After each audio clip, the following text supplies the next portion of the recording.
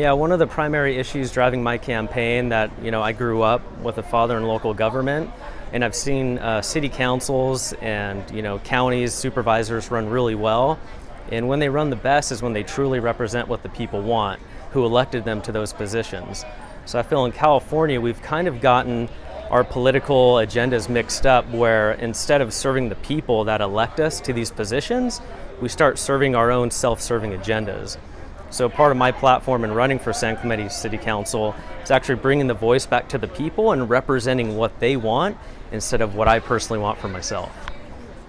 The most pressing issue facing our city right now is the removal of our natural and our constitutional rights and freedoms. We've already seen that the beaches have been closed. We've already seen businesses being closed. Grandparents are calling me saying that asking why they can't take their grandkids out to dinner. It's just ridiculous. If I'm elected, I'm going to protect everyone's constitutional and natural rights here in San Clemente. The first ordinance that I will propose will be to keep our businesses and beaches open no matter what. And we're going to leave it up to the individual to decide what's best for them. The hospital is a giant pressing issue. I think it was very unbusinesslike to sue and change the zoning on the hospital grounds. Okay, it's a business and it's for profit and it's really none of our business. What I think the city should do is pursue a new hospital, a brand new hospital, one that can grow and expand with our community and on a bigger site. That site is built out. It's full. It can't really go anywhere except for up, and you'd have to close a hospital to do that anyways. So maybe an operator could lease it for a short time while we build a new site. But if we had a 10, 15 acre site, something big enough that we could expand and grow with our community, that would be the idea. Then we could find an operator. Maybe we can donate the land or defer the payment or even partner for profit with the new operator. Look at Mission Hospital right now. They're going through growing pains. They are out of room. I think the number one issue is our local businesses. It saddens me, and I can look around here and see some that used to be here that are closed down. And that is at forefront in my mind, because that's our local community members, and the people who work there are local community members. That's the lifeblood of San Clemente, is our local businesses, and that's what gives us such a rich culture. So coming out of this pandemic and the economic crisis that's with it, we've got to take active steps as a city to support those local businesses. Sure, we want to attract new ones in, but first we have to take care of the ones that we have and make sure that they stay afloat. So tangible steps we can take are fully funding and resourcing our building and engineering divisions, bringing in additional staff if needed, bringing in expertise from the outside contractors, and really being flexible and responsive to our local businesses so they can make those adjustments immediately that they need to stay open as the public health crisis develops. Public safety, all aspects, the police, the fire department, EMTs, but I want to talk about public safety because about 3 weeks ago we had an incident where a homeless person, African American, got shot. My phone was blowing up. Aaron, do you still support the police? Do you still? Yes, I do. As I told them, let the investigation carry out and we go from there. Remember, we outsource our sheriff department. There's always a chance we get a bad apple rotated through. Had this discussion with Sheriff Barnes, and he did reassure me that, hey, Aaron, when we send them to you, we vet them, all right? And I happened to be out in town with a gentleman, African American like me, that works for the city that knew these police officers. They were a part of the homeless task force, and he told me, Aaron, those guys are a class act. They are gentlemen. So as I said, the investigation has to happen. We got to get, if I get elected, I want to get minimum manning for the safety of our city written into our law, because that's what the sheriffs need. Because if we somehow accidentally overspend, we got to ensure that the first thing cut is not the safety of our city. So there's a lot to be worked on there. I think the most immediate problem we have is to keep our small businesses alive.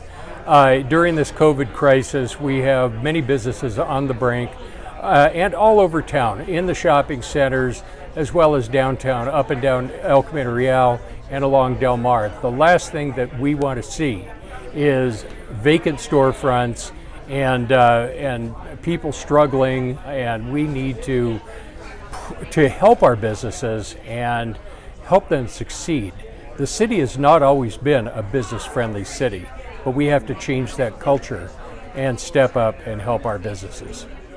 Well, I think one thing that's really important is a couple things. The cost of government, we waste $2 million plus in legal fees and hundreds of thousands of dollars in lobbyists and consultants. Absolutely unnecessary and can be stopped immediately with 3 votes. The council doesn't have 3 votes, that's why I'm running. The second thing is we've got 16,000 dog owners in this town. They don't have the ability to take their dog to the beach. I'm in favor of designating a portion of our public beach for responsible dog owners to be able to take their dog to the beach and have fun like we used to be able to do in other beaches in Southern California, but not here. And I think that needs to change, and there's no reason for it not to. And I think some of the elitists in town that have unfortunately been driving the anti-business sentiment in town for the last 8 or 10 years voted that down. But I think it's an important thing, and I think, again, with 3 conservative, pro-business, pro-friendly, pro-neighborhood, pro-dog owner votes on the council, we can accomplish that. Cohesiveness on the council, I think, is the #1 issue that's facing the city.